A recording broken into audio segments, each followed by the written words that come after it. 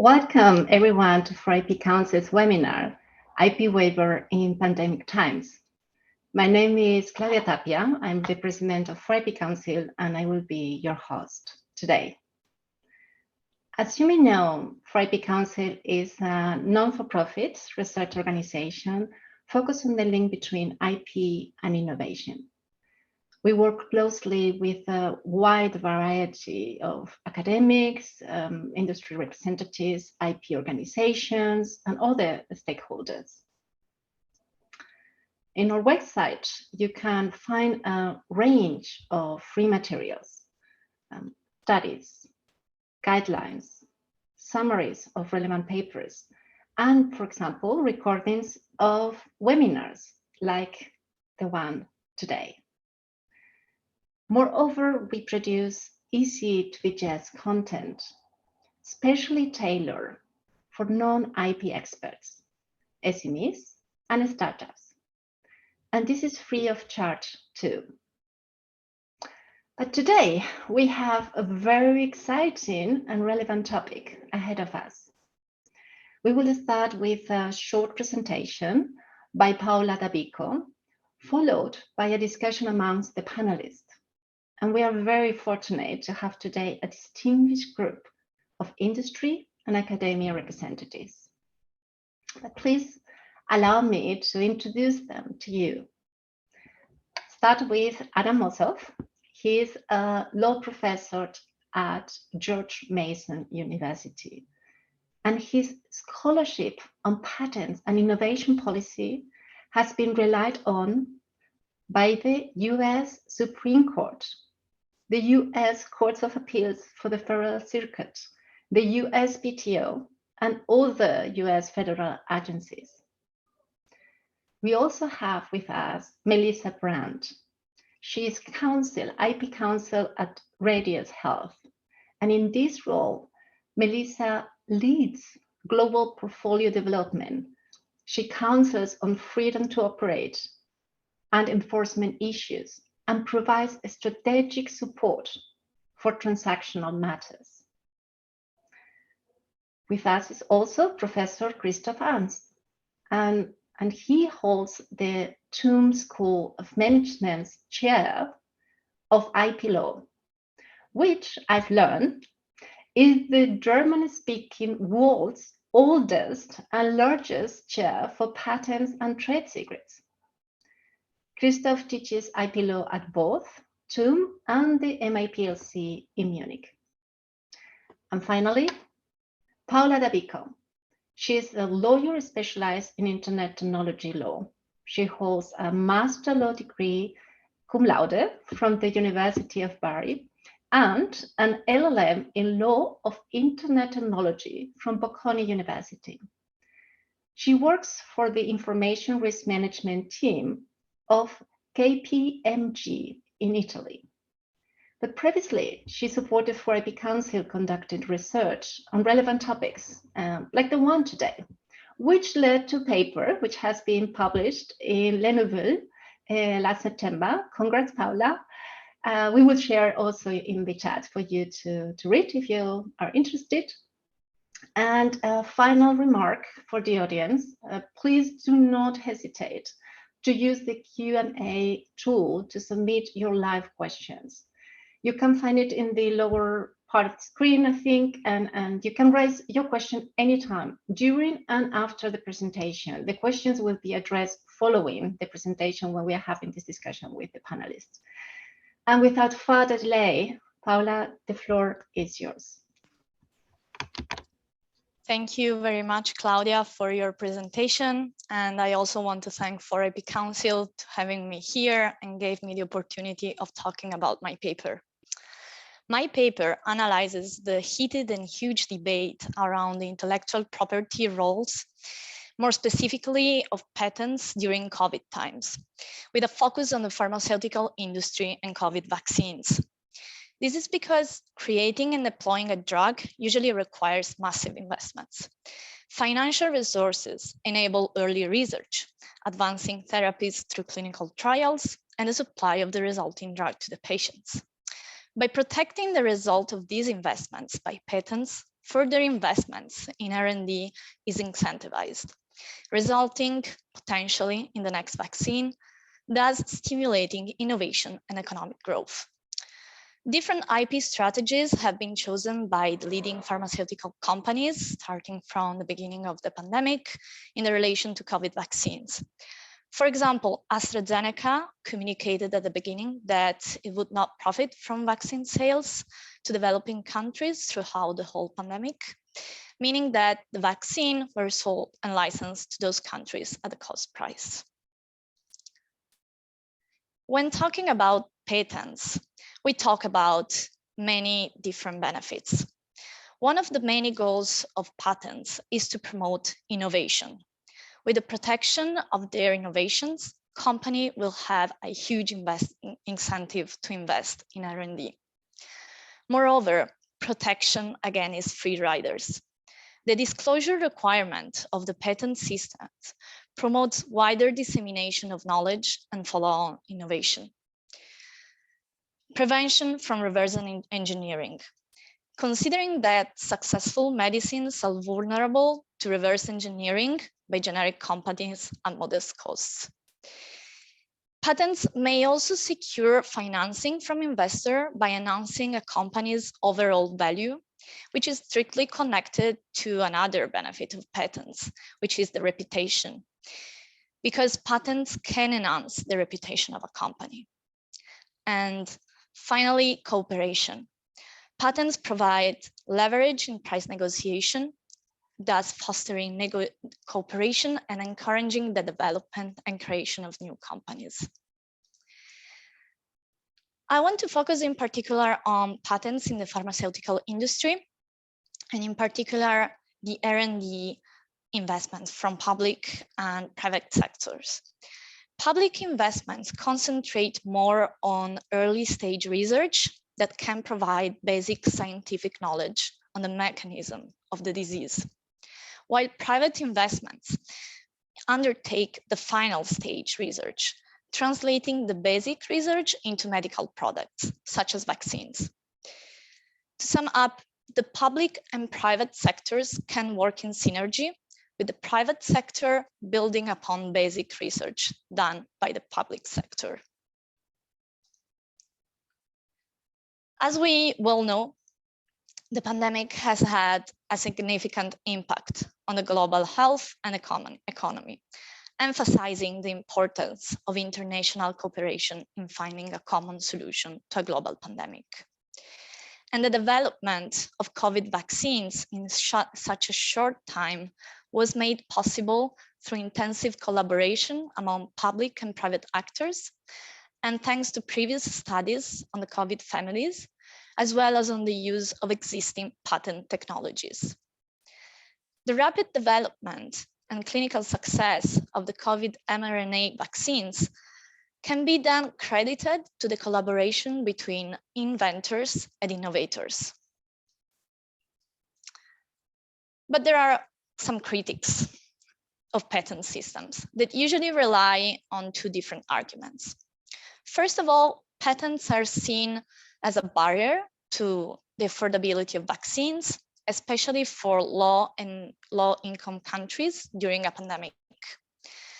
Patents do not permit a rapid disclosure of necessary vaccine. This is the second argument that usually is used by critics.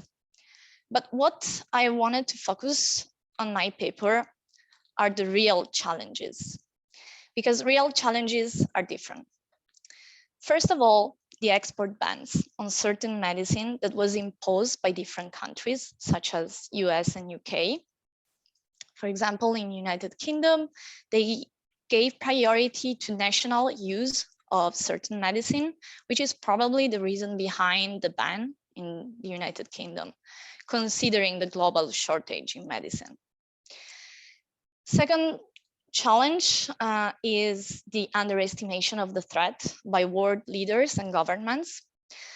For example, but this is only one of the many, President Bolsonaro in Brazil encouraged his supporters to disregard social distancing measures. And finally, when COVID unexpectedly and rapidly spread around the globe, there were no large-scale manufacturing facilities in place, nor copious raw materials were available for use in vaccine supply chain. And there are multiple limits in large-scale manufacturing. First of all, the virus must be replicated in large quantities and in a biosafe condition. There is also a need for extensive safety testing. What has been proposed at the beginning of the pandemic were three different solutions. The solution proposed were, first of all, an IP waiver related to the TRIPS agreement.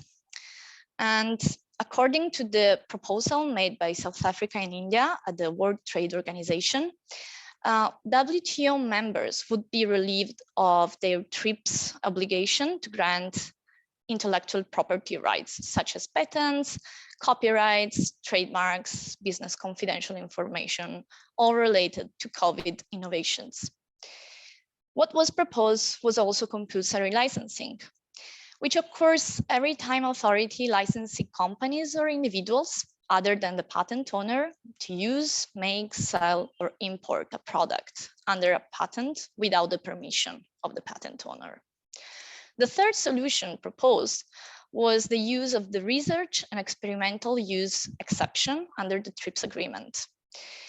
Under this provision, using a patent product for scientific experimentation without the permission of the patent holder was not considered an infringement.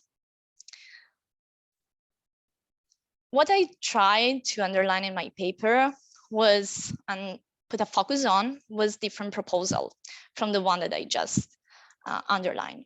Because considering the above, what I was trying to put a light on was, first of all, that we need an increase in R&D investments that would make possible to develop medicine and vaccine at competitive prices, thereby reducing the high costs of the same.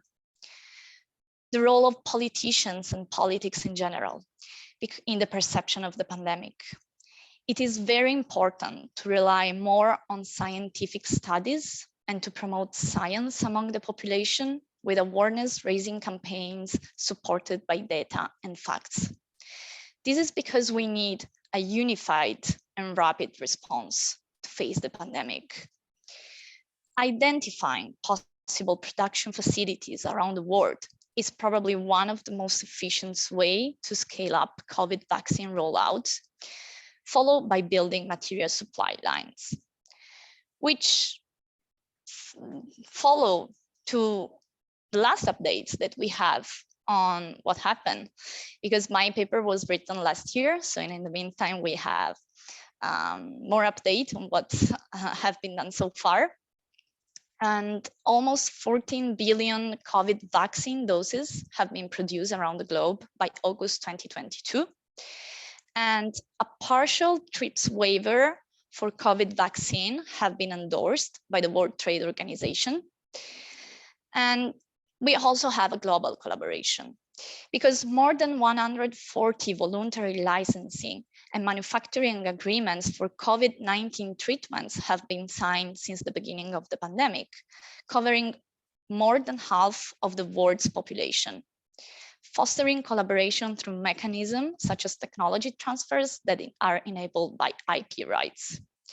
And this is done and made thanks to a continuous research that is made around the globe. So thank you for your attention. And if you have any question, please let me know during the Q&A. Thank you so much, Paola. Maybe we can take out these slides so that the participants can see your faces. Let's start with the challenges faced during the pandemic, because Paola, you were mentioning the sport bans, how many governments and others underestimated the virus. You also mentioned the lack of large-scale manufacturing. So a question to you, but also to others in the panel, are there any other considerations or additional elements that you would like to share with us? Yes. Who would like to start? Paola, please go ahead. Thank you, Claudia. Yes, I would like to add that developing nations typically do not consider intellectual property rights as an attractive solution for promoting the public welfare, especially when dealing with challenges related to the access to essential medicine. And this is why patents are often perceived as a generator of high costs. But this is not actually what has been done so far, because in this scenario of especially low-income countries, these countries face and have usually three main options, which is rely on medicine donation from charities and pharmaceutical companies, be proactive and negotiate bilaterally with such companies, or issuing compulsory licensing and IP waivers, sometimes forgetting that IP rights and patents can also be the solution. You know, one thing I think I can add too is that we talk a lot about patents and IP, and I think that's important. That's what this conversation is about. But I also just, you know, I think that what gets lost in this conversation sometimes is regulatory approval and the challenges that entities that haven't historically manufactured these complex products might face in developing products that can meet stability, quality, consistency requirements to actually obtain some sort of regulatory approval to be safe to be administered to humans, right? If you're injecting something into somebody's arm, you want to make sure it's a very high quality, and that's not always the easiest thing to do. So that's another piece. Even if you are waiving IP, you know, what is the product you're going to be administering, and how are you going to be sure it's a quality product? Indeed. Can you hear me? Because I'm having some. Can you hear me? Yes. Loud and clear. Excellent. Christoph, anything to add? I think this is a very the quality issue is a central one, because we don't want just any vaccine to be produced and then distributed. In the worst case, a first world level and a third world level of quality. But the one thing that is not negotiable is that everyone on this planet gets the same quality vaccine, at least the same brand. I mean, the vaccines are different, but it must not be that we allow different qualities to exist, to coexist. And that is something that sometimes is getting lost when we talk about production and production capacity. It can only be production on the best level. I mean, the level that humans, every human being can demand. Indeed, very good point. Adam, anything to add? Yeah, I mean, unfortunately, you know, I think as Melissa and Christoph and Paola identified, your patents and other IP rights often become the all too easy go-to scapegoat for concerns about distribution, access, manufacturing, and yet there rarely is ever identified a direct connection between lack of access or lack of distribution and the particular patent that is being attacked or saying that we need to waive. For instance, there's zero evidence, as far as I'm aware, that patents have prevented the actual distribution of the vaccines in the developing world. The problems are not IP related; they're rooted in infrastructure, trade barriers, regulatory barriers of the type that Melissa highlighted, and others. And in fact, even before the COVID-19 pandemic, of the World Health Organization's list of the most essential medicines, well over 95% of them are off patent. So they're totally accessible to anyone to use them. So if there's lack of access to treatments for various diseases and medical conditions, it's not because of patents, it's because of an array of other types of commercial, legal, and regulatory impediments. Mm-hmm. Interesting. This reminds me a bit, maybe Christoph, you can help us with something, because I know that you spent the second half of 2021 in South Africa. And so would more vaccines have been available if patent protection had been suspended in Africa, as the TRIPS waiver suggested? Yes, Or not?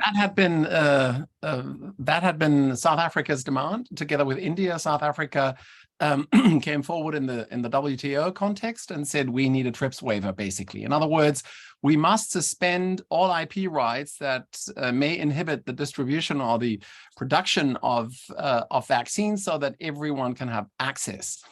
Now, as it turned out, the question, for the most part, was production facility at large. I mean, I had a chance to look into this when I was in Cape Town, because Cape Town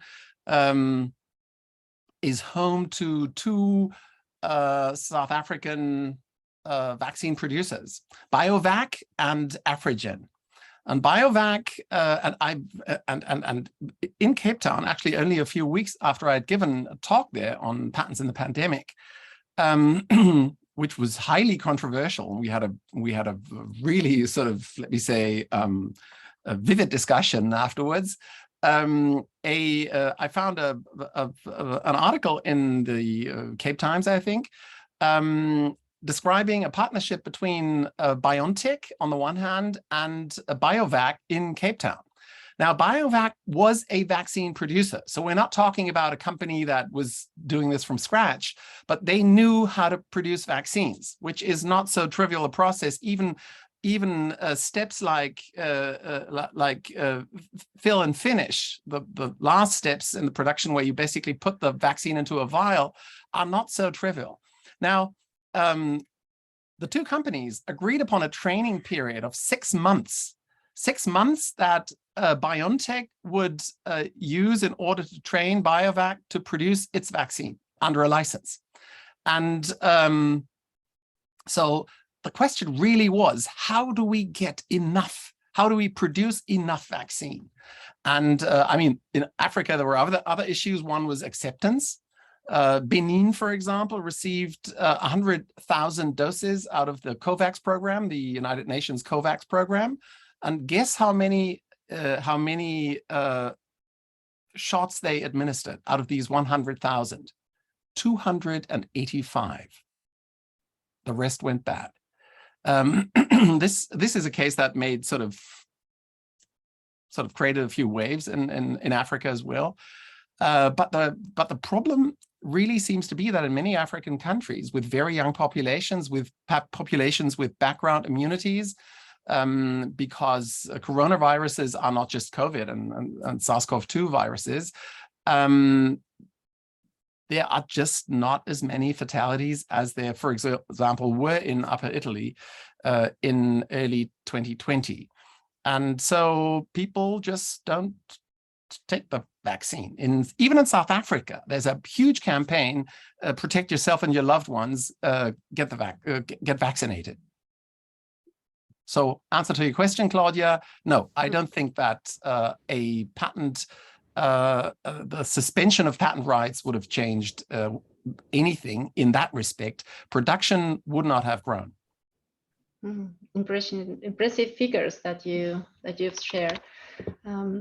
Adam, first, I don't want to forget to congratulate you for your paper, Patents as a Driver of the Unprecedented Biomedical Response to COVID-19.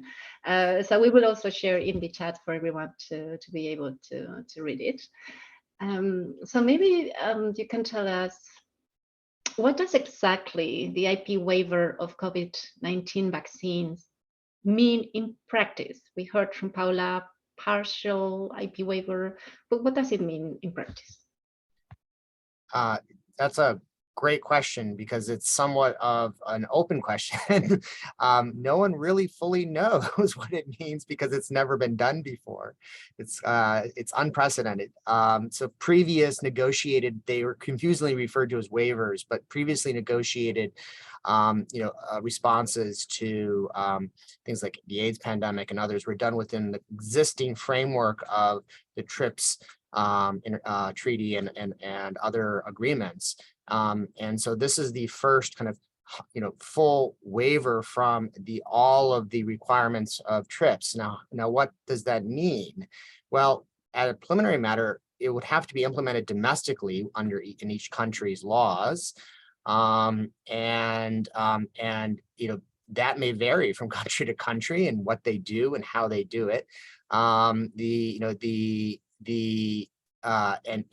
what may come of that is it's a largely unknown question as to how what this means and how it's going to be implemented. But to circle back to Christoph's points earlier, it's largely not going to have an effect, at least on this pandemic, because manufacturing capacity, as we describe in the article that you just referenced, is at 100% for COVID-19 vaccines.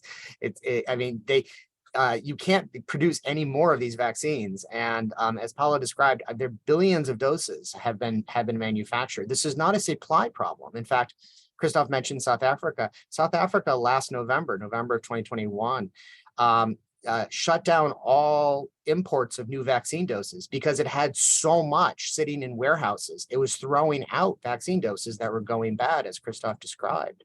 And in just this past April, the Serum Institute in India shut down manufacturing of vaccine doses because it was sitting on a massive excess of supply, because the problems are in distribution. The problems are in infrastructure. The problems are in vaccine hesitancy. The Pfizer CEO, described how he personally was calling, leaders of countries saying, "We will give you our vaccine for free," and they were saying, "This mRNA technology, it's new, it's really untested. We're not certain about it. We don't want it. We want kind of more traditional vaccines. We don't want this cool new, incredible, life-saving technology."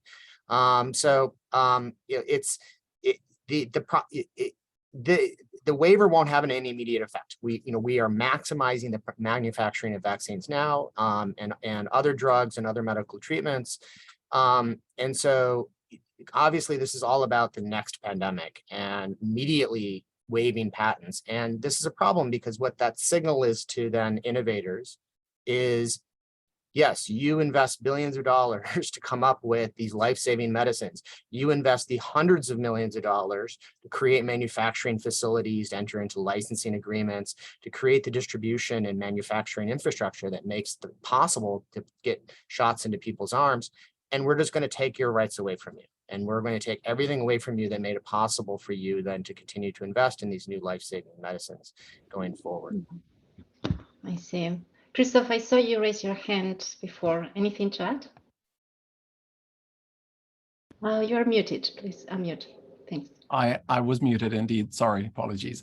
Adam, I think you made a very important point, and that point is sort of the timeline. For this pandemic, the TRIPS waiver already at the time when it was started couldn't have made a substantial change because the process is time consuming. I mean, one would have needed to change the TRIPS agreement for starters, and then that change would have to be implemented, or what the change allowed would have needed to be implemented on the national level. In other words, changing TRIPS plus changing national patent statute, patent legislation. And that, that means that for this pandemic, that couldn't have made a difference. Now, the point is exactly what you said. There will be future pandemics. Unfortunately, we can be pretty sure that in another 4 years, 3 to 4 years, there's probably going to be something, let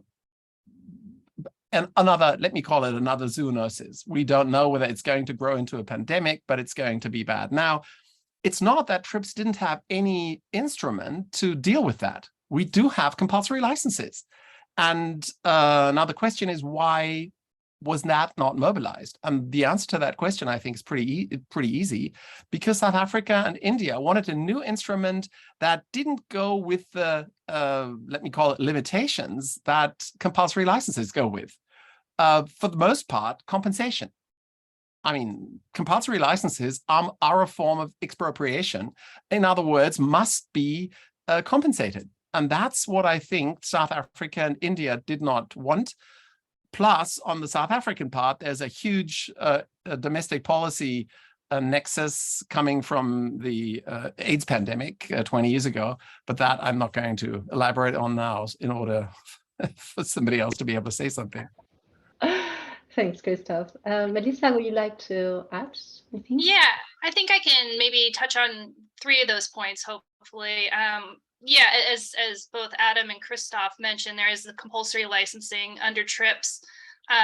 You know, prior to the pandemic, outside of the HIV/AIDS context, that had actually only been used by, I believe, 7 countries on less than 15 drugs.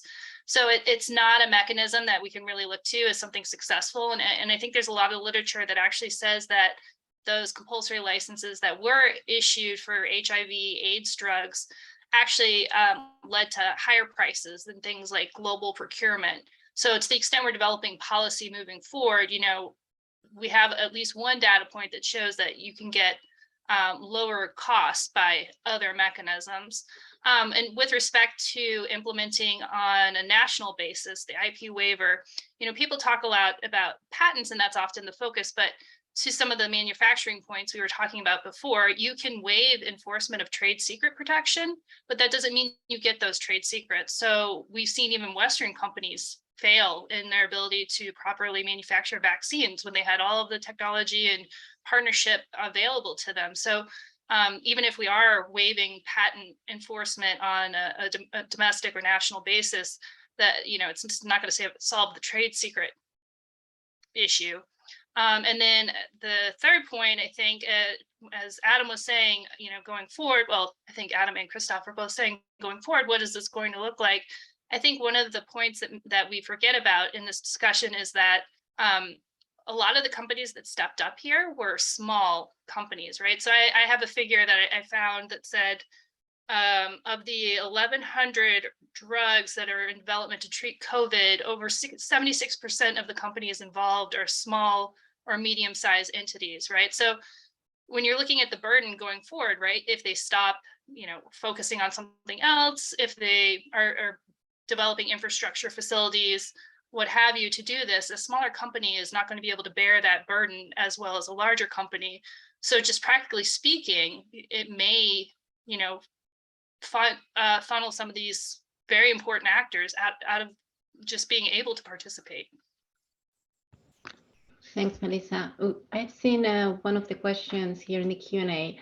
I think it has been either fully or at least partially answered, but I'm going to bring it anyway, which says, what do you think is the alternative to increase accessibility to medicine in low-income countries? Could compulsory licensing and setting lower royalties be considered? Who would like to take this?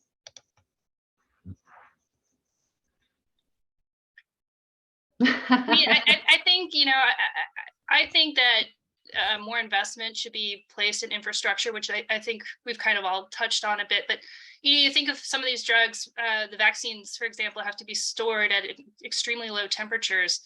A lot of these countries just don't have enough places with that kind of storage capacity, the right equipment. Some of these places don't have roads to reach populations in appropriate times because drugs do expire. So, you know, I think, and this is not a pandemic specific thing, this is the distribution of drugs generally to human beings. So I think that maybe more focus could be put on those types of infrastructure shortcomings rather than, you know, tweaking compulsory licensing provisions. But that's my thought. Mm-hmm. I could imagine, Claudia, if I may, I could imagine that what made us shy away from the question was the term setting lower royalties, because royalty setting, price fixing is kind of, that is a tricky, that's a tricky thing to do. What, I mean, compulsory licensing we talked about. Compulsory licensing means, or at the end of the day, results in a duty to compensate the right holder. Compensate doesn't mean obscene profits. Compensation just means that they get some money so that at the end of the day, it's not them sort of bearing the entire cost. And setting lower royalties probably means, probably addresses that compensation issue. I'm not quite sure how that should work eventually. Let me just make or sort of suggest something. What theoretically, of course, could be possible is that the government of a rich country would pick up that cost to make drugs available to populations in poor countries, but that, of course, would require there being a need. I mean, my little Benin case, Benin, by the way, is the western neighbor to Nigeria, much smaller, French-speaking, but is that points to a problem, that problem being that the need for vaccination isn't seen everywhere.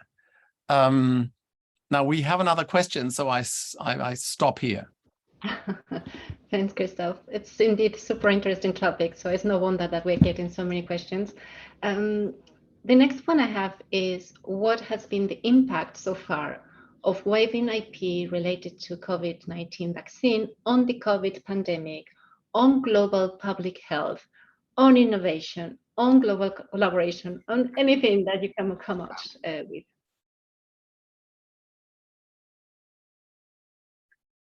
Well, that's a huge question, so it's hard to answer. But to maybe build upon some of the earlier remarks by all of us,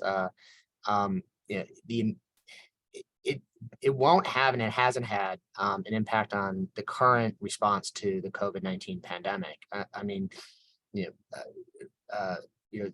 BioNTech created its vaccine in 3 hours. Moderna created its vaccine in 2 days. These were turned over to the U.S. Food and Drug Administration for approval, for efficacy testing and approval in February of 2020, before COVID-19 was even declared to be a global pandemic. So, and so this highlights this kind of highlights again the point that I think Melissa and Christoph have both made very well, which is that the barriers to access and the barriers to distribution in the COVID-19 context have not been patents or other intellectual property rights. It's been a myriad of different impediments, from lack of know-how, as Christoph described, 6 months to train people, because the mRNA technology is a really complex technology. 30 years ago, it was thought to be an impossible pipe dream by scientists who were themselves investigating it. And as Melissa also described, I think very nicely, that you have a real serious problem with just basic infrastructure, storage capacities, distribution capacities of getting shots in the arms of people who are in remote communities and villages in the developing world. You also have trade barriers. The United States invoked a law that prohibited the export of not just vaccines, but any materials related to the treatment of COVID-19. And I believe European countries did something similar with their own laws and regulations. And that's not an IP issue. That's a trade barrier and trade and legislative and regulatory barrier. As Melissa described earlier, there's just the natural barriers created by the health authorities in efficacy testing and in approval of new medicines. As I mentioned, both BioNTech and Moderna put in delivered to the US FDA in February of 2020 their vaccines, but they were not put into people's arms until December of 2020. And that delay was not the lack of manufacturing or distribution. That delay was the approval process that the US FDA went through to ensure that this was a high quality workable vaccine.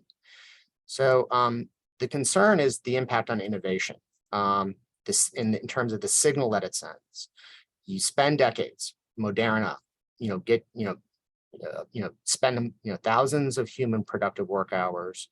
BioNTech coming up with these incredible therapeutic treatments and vaccines that even decades earlier people thought were literally impossible.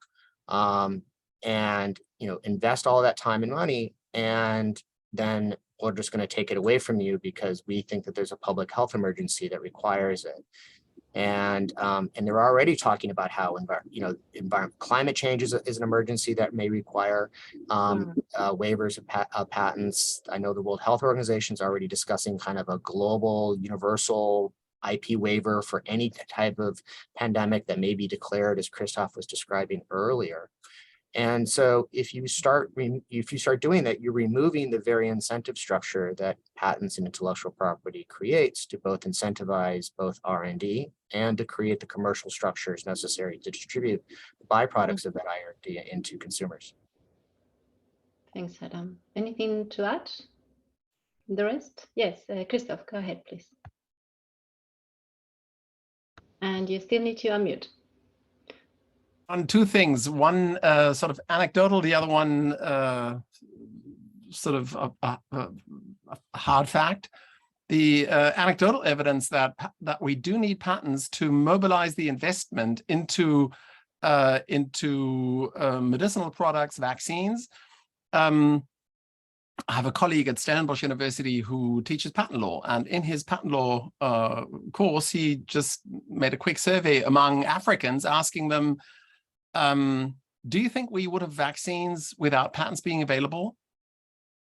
The answer was no, by everyone. That's anecdotal.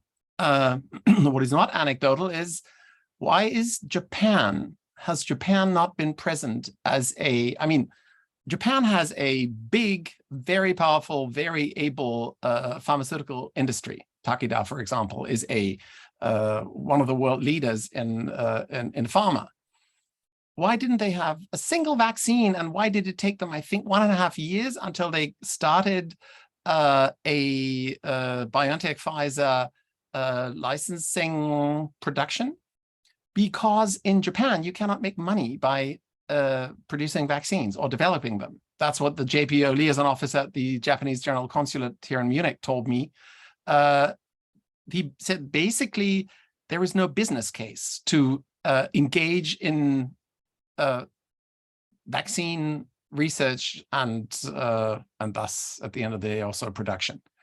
That's the reason why Japan didn't have anything, which I found very strange. I mean, when you look at the map, there was the United States, there was Europe, mostly Central Europe, and there was Russia, Sputnik V, a vector vaccine, but a good one, I was told. And there were the Chinese, PRC Chinese vaccines. I think Taiwan also has one. And but there was none in Japan. And the reason is because there was no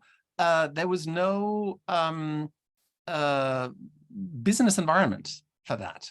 So it's important to think about that first, because what you can end up with is no research, no vaccine. Japan now has licensed in the production of vaccines, but it's taken them a while, and that's not a situation you want to find your country in. So it's important to create this business case for this innovation and vaccines to be there. Interesting. Melissa, Paola, I don't know if any of you would like to comment. Yeah, I guess I could say towards the business case, when we talk about collaboration here, we saw fast-moving collaborations. I think there's over 1,000 of them just in the COVID vaccine space alone. And just from talking to industry colleagues, I know that a lot of those practices, when you're negotiating an agreement with a collaboration partner, changed during the pandemic, right? Things that people historically had hammered out over a long time in negotiations, and these things like when publication request comes through or determining ownership of a patent application, people were more willing to put those issues off until later, get the agreement signed, like get moving, because they trusted their business partner, but they also trusted the system we had in place, right? The patent system, the TRIPS system, all of our national laws. And I don't know now. I don't think anybody really expected the waiver to happen. And I'm not sure that those sort of, flexibilities in collaboration will really be the case next time if the whole infrastructure around what we thought we knew about IP law changes. I see. There's one question here in the chat. Is there information in terms of money, how much business the COVID vaccines related protected IP has generated globally, and how much of this is attributed to SMEs and large corporations, respectively?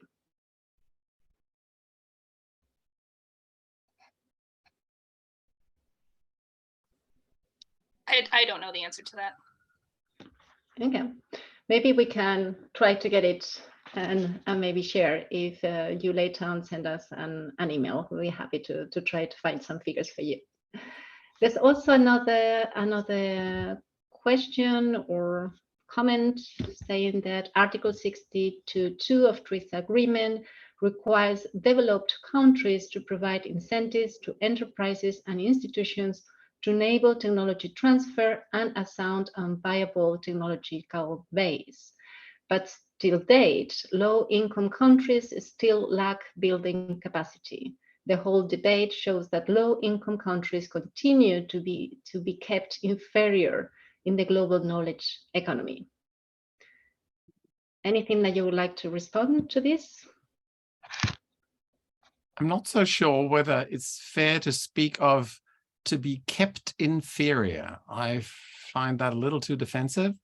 I think that indeed, brain drain is one of Africa's most pressing problems. But that's not because everybody's trying to steal scientists and brains from Africa.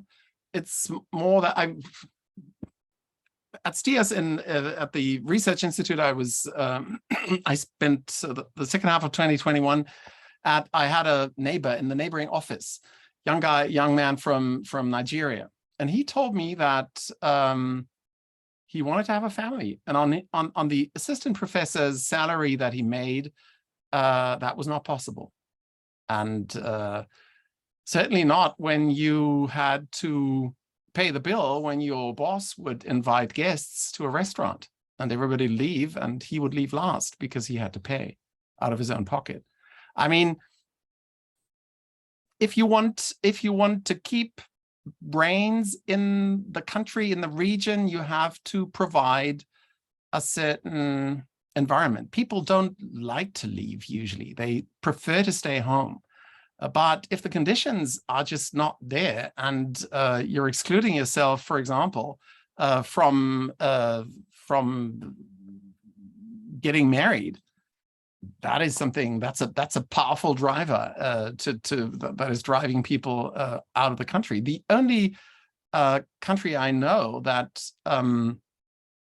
is making academic research, scientific careers a real option is South Africa. No wonder that on the Southern African Peninsula, a lot of able people are flocking to South Africa, because there you can have a comparable to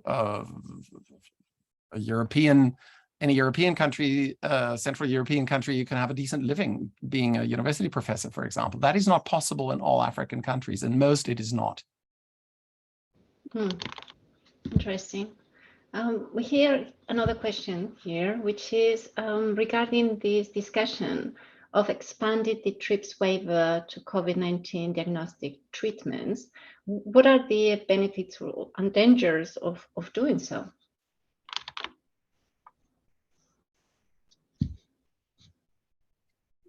Who would like to take this? Maybe I can even broaden this question in the time that you're thinking, because I took notes last time when I saw one paper talking about the UN Secretary General Antonio Guterres, who called last June for removal of IP constraints on sharing of renewable energy technology. What he basically said was that removing obstacles to knowledge sharing and technological transfer, including IP constraints, is crucial for rapid and fair renewable energy transition.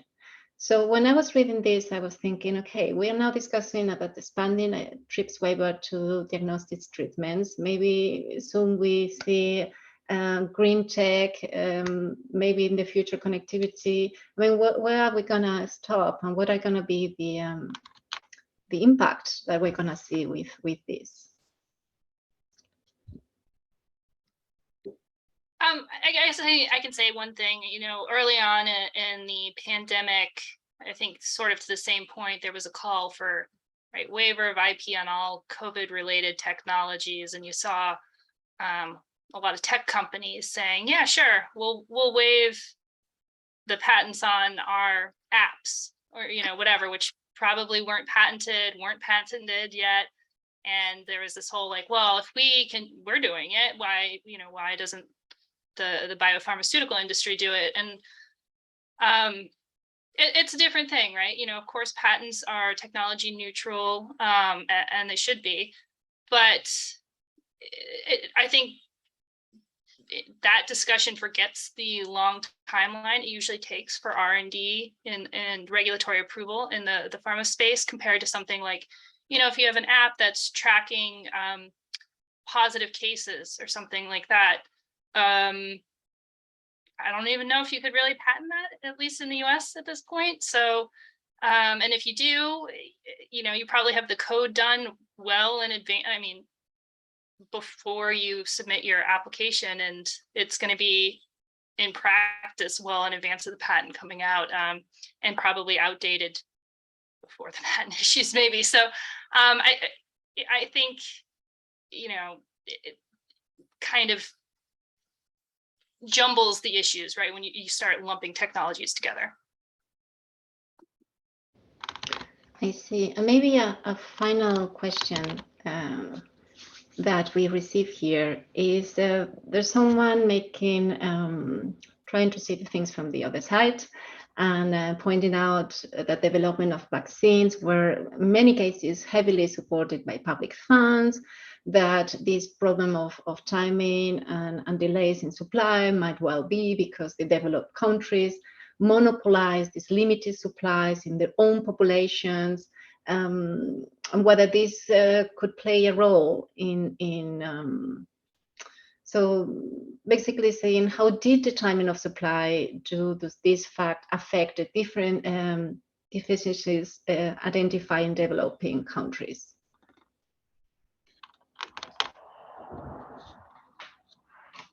Well, I can address at least the kind of one of the premises of the question, which is that public funds are used in the research and development of not just vaccines, but medicines generally, which is a conventional wisdom that's held by many people.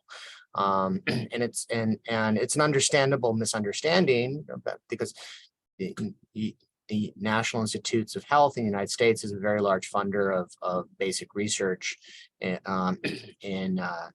biomedical area, chemistry, and there's lots of funding in other areas as well from the public sector.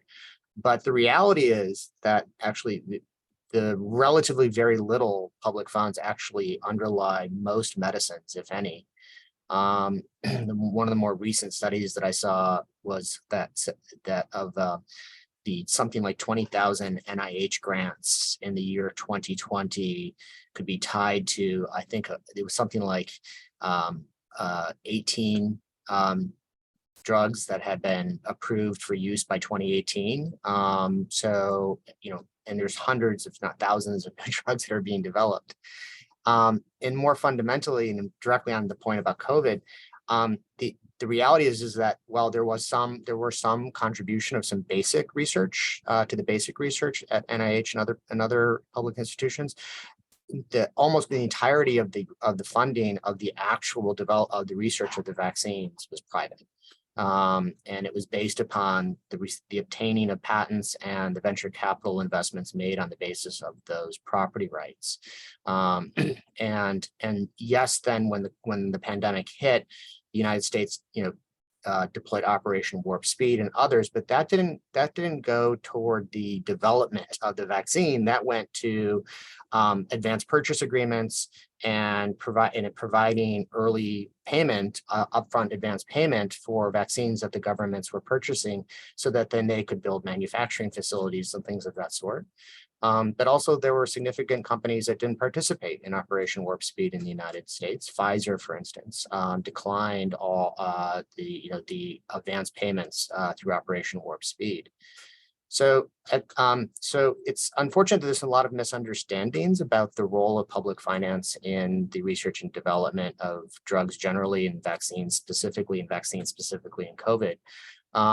Because the reality is that when you actually look at the actual numbers and the actual contribution, it's minimal to non-existent, especially in the COVID vaccine context. There, as I mentioned, there were some payments, advanced payments, and some subsidies to ramp up manufacturing. But that's not what we're talking about when we talk about R&D of the vaccines themselves. Any final thoughts that you would like to share? Anything that before we leave? This is your chance. We have 3 minutes. We'll go good. I'll just say, I think it's always good to remember the success that the industry has had on a global basis too. And I know that there are a lot of people still deeply affected by the pandemic. But, I think what we've seen is unprecedented levels of collaboration, rapid production of vaccines, and, even companies before that had never collaborated, historically had been competitors coming together. And I think that was a really great thing. And whatever your thoughts are on waiving IP, I think we should remember what the industry did here. It's a very nice way to finalize this webinar.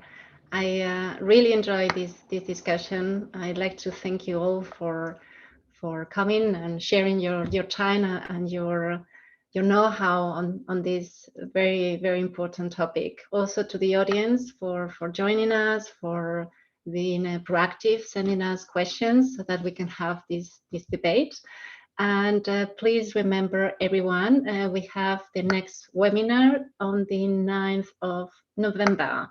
Also, hot topic, also very interesting, more regarding the rise of crypto assets and NFTs and its implications for copyright law. So I strongly encourage you to join us to the next webinar. And again, thanks so much to the panelists and to the audience, and hope to see you soon. Thank you very much.